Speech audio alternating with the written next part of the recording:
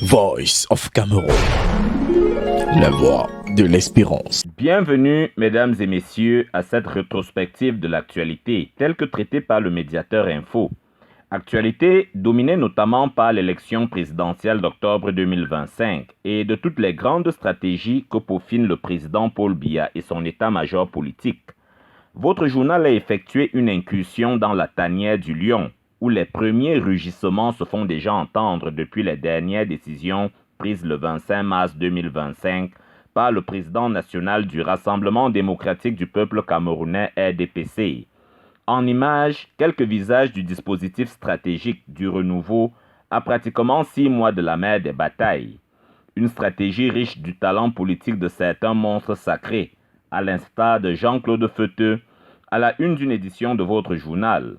L'opérateur économique et député du RDPC a ravivé la flamme du renouveau dans sa circonscription politique de Tonga, dans le département d'Undé, région de l'Ouest, à l'occasion des 40 ans des idéaux d'unité, de progrès et de démocratie.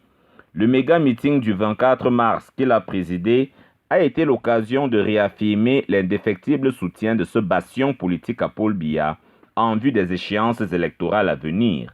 Apothéose identique à Kekem, chez Emmanuel Néossi, le président de la section RDPC locale.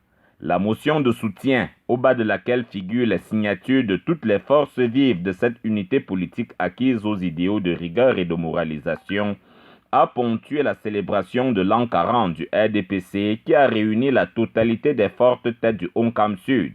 Un 24 mars 2025 en son et en couleur aussi à Banganté, chez le maire Éric Niat, de la bouche de qui est sortie la stratégie gagnante qui remettra Paul Biya en selle pour la course au fauteuil présidentiel d'octobre prochain.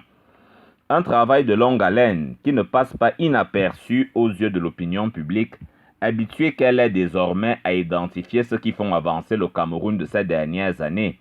Exemple pris avec Jean-Claude Feuteux, honoré par le collectif des journalistes d'investigation par le truchement d'un diplôme d'excellence qui fait de lui le meilleur député du Cameroun entre 2023 et 2024.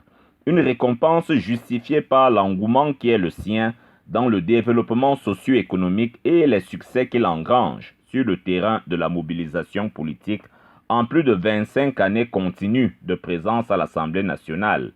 Ces belles pages de votre journal ont dû malheureusement cohabiter avec quelques tristes autres nouvelles. À l'exemple de l'affaire Diane Yango, du nom de cette enseignante et épouse, battue à mort par son mari en 2023. La rédaction de votre journal s'est indignée autant que l'entièreté de la communauté nationale des 52 000 francs CFA de dommages-intérêts ordonnés par une juge, autant que des 8 ans d'emprisonnement infligés par l'auteur de ce féminicide. La vie d'une femme serait-elle désormais à un prix aussi vil? S'est interrogé cette édition du Médiateur Info. Merci de la confiance que vous accordez à votre journal. L'information, la bonne, la vraie, c'est ici. Le Médiateur Info, rapporté, analysé, décrypté.